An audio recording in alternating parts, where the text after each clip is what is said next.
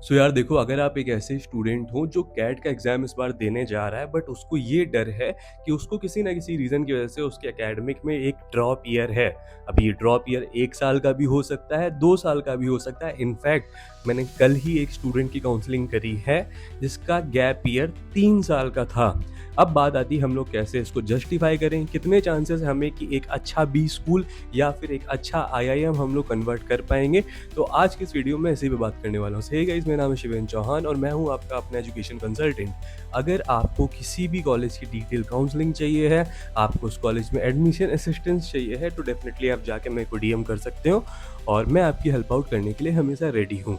तो आज की इस वीडियो में यार देखो, हमें पहले तो ये चीज़ समझनी पड़ेगी ड्रॉप ईयर लगता क्यों है।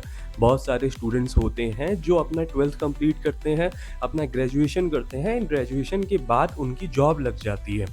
जॉब करते हैं, उनको समझ में आता है कि भाई इस जॉब में हमें ग्रोथ नहीं मिल रही है। फिर वो डिसाइड करते हैं कैट करने का। अब जब वो कैट करने का डिसाइड करते हैं तो हाई चांसेस होते हैं कि इंसान 1 साल का प्रिपरेशन गैप ईयर ले लेता है।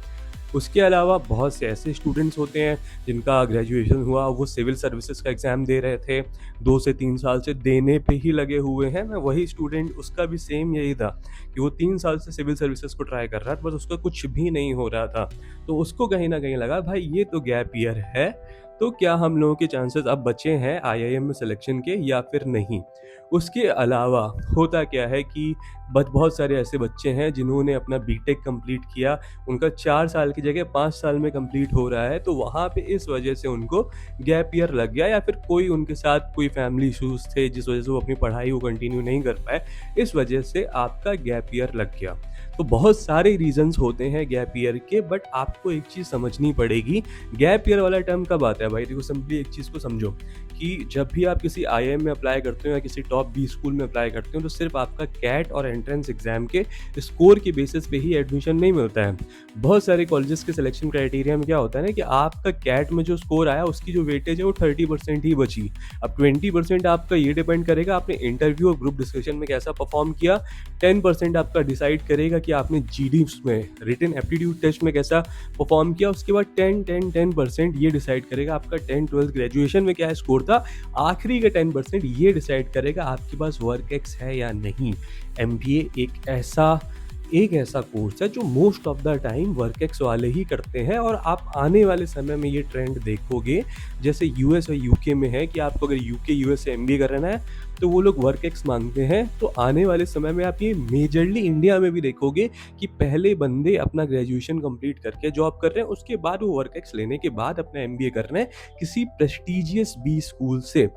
तो अब देखो, बाकी सारे क्राइटेरिया अगर आपके ओके हैं, लेट्स सपोज आपने जो उसका आपका कट ऑफ था किसी कॉलेज का वो आपने क्लियर कर लिया, आपके पास कॉल आ गया, आपका इंटरव्यू में स्कोर बहुत अच्छा है, उसके बाद आपने वैट दिया, बहुत अच्छा गया, उसके बाद 10-12 ग्रेजुएशन स्कोर आपका अच्छा है, बट जब आएगी बात वर्क एक्स की तो आपका इंटरव्यू में ही पूछा जाता है आपका देख के पूरा आपका रिज्यूमे सीवी देखने के बाद कि भाई आपका ये 2 साल का गैप ईयर क्यों है।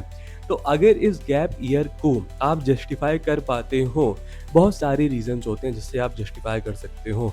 आप सिंपली, अगर आपने यूपीएससी की प्रेप की है तो आप एकदम कॉन्फिडेंट होके बोल सकते हो कि मैंने हाँ यूपीएससी की प्रेप की या फिर सीए की प्रेप की या फिर किसी कम्पिटिटिव एग्जाम की प्रेप की एंड नहीं हुआ, then I realise I should go for cat.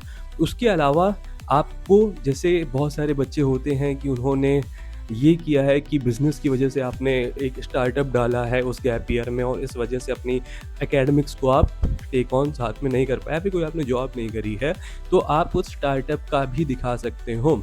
और उससे भी बेटर तरीका है, आप सिंपली दिखाओ उस गैप ईयर में आपने सोशल सर्विसेज की हैं, आप किसी एनजीओ से एक सर्टिफिकेशन बनवा लो अपना सर्टिफिकेट, और उसके बाद दिखा दो सामने कि मैं एक एनजीओ में काम कर रहा था, जिससे आपको चांसेस सिलेक्शन के और हो जाते हैं। उसके अलावा आप सिंपल ये भी कर सकते हो, कोई एक ऐसी फर्म है, नॉन रजिस्टर्ड फर्म है, नॉर्मल शॉप्स वगैरह होती हैं, वहाँ पे भी अगर आप उनके लेटर पैड में या किसी छोटी कंपनी लेटर पैड पे अगर ये लिखवा लेते हो ये चीज़ें कि हाँ हम उनके साथ काम कर रहे थे फ्रीलांस बेसिस पे या कुछ भी, अगर आप शो कर पाते हो, अगर आप जस्टिफाई कर पाते हो अपने गैप ईयर को, तो 1, 2, 3 साल का गैप ईयर मैटर नहीं करता है। बट अगर आप जस्टिफाई नहीं कर पा रहे हो, आपने कैट का एग्ज़ाम दिया, कुछ नहीं हुआ, एक बार और अटेम्प्ट दे रहे हैं, उस 1 साल में आपने कुछ नहीं किया, तो फिर आपको प्रॉब्लम्स आती हैं एडमिशन में, ये एक सत्य है।